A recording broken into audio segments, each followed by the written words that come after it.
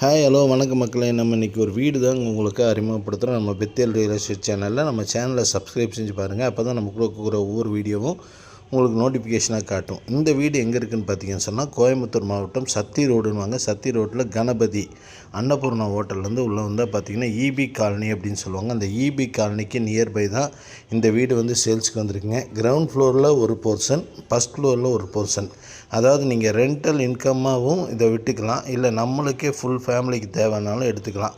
நல்ல big பேசியஸாக car parking கொடுத்துருக்காங்க, போர் இருக்குதுங்க, அதே மாதிரி தண்ணி வசதி இருக்குது, 2 இபி கனெக்ஷன் எடுத்துருக்காங்க.